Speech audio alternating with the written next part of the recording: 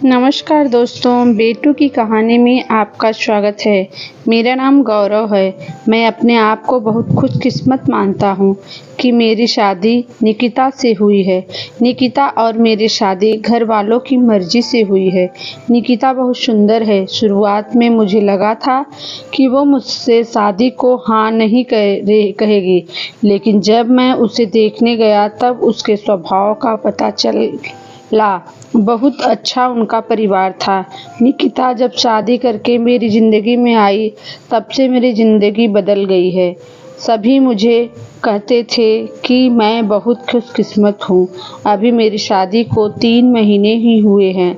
मेरा सपना था कि मैं बड़े शहर में एक बड़ा शोरूम बनवाऊं कपड़े का। मैंने निकिता को इसके बारे में बताया। निकिता को पता है कि यह मेरे लिए कितना बड़ा सपना। मैं दिन रात इसी में लगा रहता हूँ। बड़ी मुश्किल से मुझे एक जगह मिली, लेकिन पैसे बहुत ज़्यादा थे, इसलिए मैंने अपने गांव की ज़मीन बेचने का फैसला किया था। ज़मीन में मेरे पिता के दूसरे भाइयों का भी हिस्सा था। इसी काम के लिए मुझे कुछ दिनों तक गांव में जाना पड़ रहा था। मैंने निकिता को चलने को कहा, क्योंकि पता नहीं कितना समय लग सकता है, लेकिन उसने कहा कि वो अपने मायके चली जाएगी। मैंने भी सोचा कि ठीक है। निकिता अपने मायके चली गई। मैं अपने गांव चला गया। निकिता से मैं फ़ोन पर बात किया करता था। ज़मीन के कागज़ और सारी बातों में समय लग रहा था। इस दौरान मेरी पत्नी से मेरी बात होती रहती थी। मैंने एक शाम उसे फ़ोन किया तो वो कुछ बदली थी, ज़्यादा बोल नहीं रही थी। मैंने पूछा, क्या हुआ, तुम ठीक हो? वो बोली कि मुझे आपको कुछ बात बतानी है। मैंने कहा कि बताओ, क्या बोलना चाहती हो? वो थोड़ी देर चुप रही और फिर बोली कि नहीं, अभी नहीं, मैं आपको मिलकर ही बताऊंगी। मैंने भी कहा कि ठीक है, लेकिन मुझे नहीं पता था कि मेरी ज़िंदगी में इतनी बड़ी बात होने वाली है। अगले दिन दोपहर मैंने जब निकिता को फ़ोन किया तो उसने फ़ोन नहीं उठाया। मैंने भी सोचा कि कुछ काम होगा, इसलिए मैंने उस बात पर ज़्यादा ध्यान नहीं दिया। मैं सारा दिन अपने काम में उलझा रहा। काम भी ज़रूरी था, क्योंकि वो ख़त्म करके ही मैं जल्दी से निकिता के पास वापस जा सकता था। दिन भर के काम के बाद मैंने फिर शाम को निकिता को फ़ोन किया, लेकिन इस बार उसका फ़ोन स्विच ऑफ आ रहा था। मैंने फिर सोचा कि शायद किसी काम से गई होगी और मोबाइल स्विच ऑफ हो गया होगा। मैंने रात फिर किया, क्योंकि दिन भर बात हो ना हो, लेकिन रात में ज़रूर बात किया करते थे। लेकिन रात में भी उसका फ़ोन स्विच ऑफ था। अब मुझे थोड़ी फ़िक्र हुई, लेकिन फिर मैंने सोचा कि वो उसके घर ही है। अगर कुछ बात होती तो मुझे फ़ोन आ ही जाता। थोड़ा बहुत विचार करके मैं सो गया। मैंने सोचा कि उसके घर में किसी को फ़ोन करूं, लेकिन रात में उस समय फ़ोन करना मैंने उचित नहीं समझा, इसलिए मैं सो गया। सुबह उठते ही मुझे यही ख्याल आ रहा था कि मैं निकिता से बात करूं। सुबह भी मैंने फ़ोन किया, लेकिन अभी भी वही बात, उसका फ़ोन स्विच ऑफ ही था। अब मैंने उसकी मम्मी को फ़ोन किया, लेकिन उन्होंने भी मेरा फ़ोन नहीं उठाया। अब मुझे थोड़ी फ़िक्र होने लगी थी क्योंकि किसी से भी मेरी बात नहीं हो रही थी। करीब 4 दिन तक का ना निकिता का फ़ोन आया, ना उसकी माँ का। मैं अपने काम में लगा रहा। फिर एक शाम मेरी सास को फ़ोन आया। मैंने पूछा कि निकिता कहाँ है? वो बोली, निकिता अपनी चचेरी बहन की शादी में गई है। शायद वहाँ नेटवर्क नहीं होगा, इसलिए बात नहीं हो पा रही है। मैं भूल गया था कि निकिता ने मुझे बताया था कि वो वहाँ जाने वाली है। मेरी चिंता थोड़ी कम हो गई और मैं वापस अपने काम में लग गया। निकिता वहाँ 6 दिन रुकने वाली थी, इसलिए मैंने सोचा कि शायद 5 दिनों तक मेरी निकिता से कोई बात नहीं हो पाएगी। मेरा काम भी लगभग खत्म हो गया था। मेरे हाथ में पैसे 2 से 4 दिन में आने वाले ही थे। जैसे ही मेरे हाथ में पैसे आए, मैं वहाँ से निकल गया। वहाँ से निकलने के बाद मैं सीधा अपनी पत्नी के ही घर गया उसे लेने के लिए। जैसे ही मैं वहाँ पहुँचा, मुझे देखकर मेरी सास खुश होने के बजाय डरी हुई दिखाई दी। मैं थोड़ी देर वहाँ बैठा, उनसे पूछा कि निकिता कहाँ है। वो बोली कि वो अभी आई नहीं है। मैंने बोला कि आई नहीं है, अभी तक उसका फ़ोन भी नहीं लग रहा है।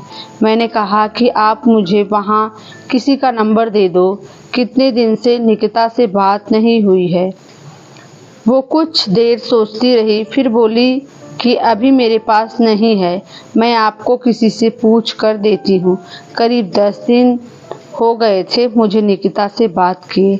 मुझे निकिता पर भी गुस्सा आ रहा था कि उसका फ़ोन स्विच ऑफ क्यों है, साथ उसका फ़ोन काम नहीं कर रहा तो वो किसी के भी फ़ोन से बात कर सकती, लेकिन उसने मुझसे बात नहीं की। मैंने सोचा था कि जब वो आएगी तो उसे ज़रूर डांटूंगा। मेरी सास का फ़ोन नहीं आया। करीब 15 दिन हो गए।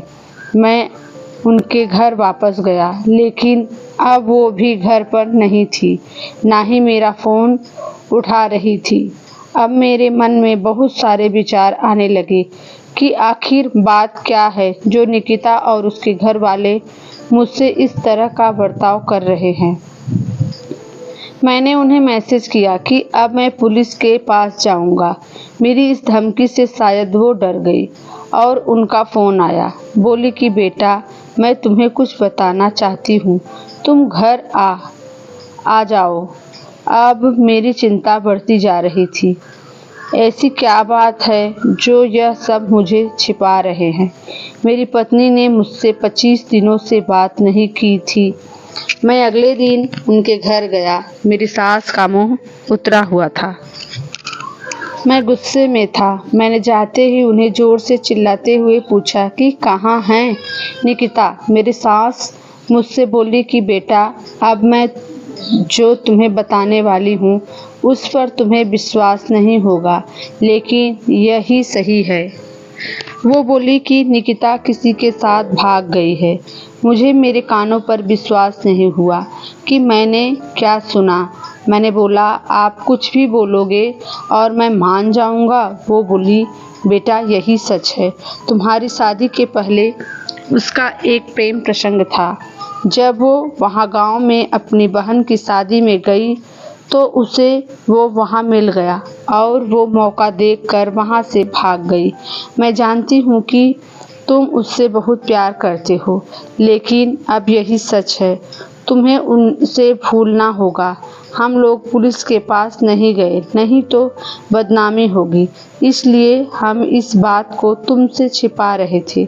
निकिता मेरे साथ 4 महीने तक रही थी। जितना मैं उसे जानता था वो ऐसा नहीं कर सकती थी, लेकिन उसकी माँ यह कह रही थी तो मैं कैसे ना मानता। मेरा मन अभी भी मानने को तैयार नहीं था। मेरी सास मेरे आगे रो रही थी, माफ़ी मांग रही थी। इतनी बड़ी बात मेरे घर वालों को पता चली तो उन्हें भी विश्वास नहीं हुआ। निकिता स्वभाव से बहुत ऐसी नहीं लग रही थी। निकिता की माँ को देखकर मैं और मेरे घर वाले चुप रह गए। हमने कुछ बड़ा कदम नहीं उठाया। मैं अपने साथ हुए इस धोखे को बर्दाश्त नहीं कर पाया। मैंने निकिता को बहुत प्यार किया और मुझे कुछ भी हासिल नहीं हुआ। निकिता नाम से मुझे नफरत हो गई। मेरी ज़िंदगी पर इसका बहुत असर हुआ। मैं जो शोरूम की शुरुआत करने वाला, उसके लिए मेरे पास अब सब कुछ आ गया था, लेकिन फिर भी मुझे अब कुछ करने का मन नहीं हो रहा था। किसी के साथ इतनी बड़ी धोखा हुआ तो कैसे खुश रह सकता है। मेरे घर वाले मुझे संभाल रहे थे। मैंने उसे बहुत ढूंढने की कोशिश की। मैं चाहता था कि वो मुझे मिले तो मैं उससे पूछूं कि आखिर उसने मेरे साथ ऐसा क्यों किया। धीरे धीरे समय बीतता गया। उसे गए अब 8 महीने हो गए थे और मैं भी उसे भूलकर अपनी ज़िंदगी में वापस बिजी होने की कोशिश करने लगा। मेरा उसके घर यहाँ से जाना हुआ। ऐसे ही मेरा ध्यान उनके घर की खिड़की पर पड़ा। मुझे दिखाई दिया कि खिड़की में निकिता है। एक झलक सी मुझे दिखी। मैंने उसी समय उनके घर का दरवाज़ा बजाया। मेरी सास ने दरवाज़ा खोला और वो मुझे देखकर ही डर गई। दरवाज़ा खुलते ही मैं अंदर जाने लगा। मेरी सास ने मुझे रोका लेकिन मैं नहीं माना। अंदर मैं कमरे में गया तो निकिता को देखकर मैं हैरान रह गया। निकिता व्हील चेयर पर बैठी थी। निकिता ने मुझे देखा और उसकी आंखों से आंसू आ गए। मैंने पूछा, यह क्या हुआ? निकिता बस रो रही थी। मेरी सास बोली कि बेटा, निकिता जब शादी में गई थी तब उसका एक्सीडेंट हो गया था और उसे ऐसी चोट आई जिसके कारण अब वो चल नहीं सकती हैं। एक्सीडेंट के समय भी बेहोश में यह कह रही थी तुम्हें ना बताए, वो बड़े काम के लिए गए हैं। डॉक्टर ने जब बताया कि हो सकता है निकिता अब ना चल सके और इलाज पर बहुत ज़्यादा पैसा लगेगा, तब भी मैंने कहा कि दामाद जी को बता देते हैं। लेकिन निकिता ने कहा कि मैं उनकी ज़िंदगी ख़राब नहीं कर सकती। उनका सपना है शोरूम खोलने का। उनकी ज़िंदगी में जाऊंगी तो उन पर बोझ ही बनूंगी। इसलिए निकिता ने यह झूठ तुम्हें कहने को कहा ताकि तुम उसे भला बुरा कहकर उसे भूल जाओ, उससे नफरत करो। मेरी पत्नी मुझसे इतना प्यार करती थी। मैंने उससे कहा कि निकिता, अगर मेरे साथ ऐसा कुछ हो जाता तो तुम मुझे छोड़ देती? निकिता ने रोते हुए कहा कि ऐसा मत बोलो। निकिता ने कहा कि मैं आपकी दोषी हूँ। एक्सीडेंट में हमारा बच्चा जो मेरे गर्भ में था वो भी नहीं बचा। आप मुझे भूल जाएं, दूसरी शादी कर लीजिए। मैं आप पर बोझ नहीं बनकर रहना चाहती। निकिता की आंखों से आंसू नहीं रुक रहे थे। कितने दिनों उसने इन्हें रोक रखा होगा। मैंने निकिता को बीते कुछ महीनों में न जाने क्या कुछ नहीं कहा, लेकिन अब वो निकिता को एक पल भी अपने से दूर नहीं रखना चाहता था। मैंने निकिता की एक बात नहीं सुनी। मैं निकिता को अपने साथ ले आया। अब कोशिश यही है कि वो फिर से चल सके। मैंने मेरा शोरूम बेच दिया और अच्छे से अच्छे अस्पताल में निकिता को दिखाया। उम्मीद की किरण दिखाई दे रही है। बस मैं यही चाहता हूँ कि वो फिर से अपने पैरों पर खड़ी हो जाए। हमारी पूरी कहानी सुनने के लिए दिल से धन्यवाद।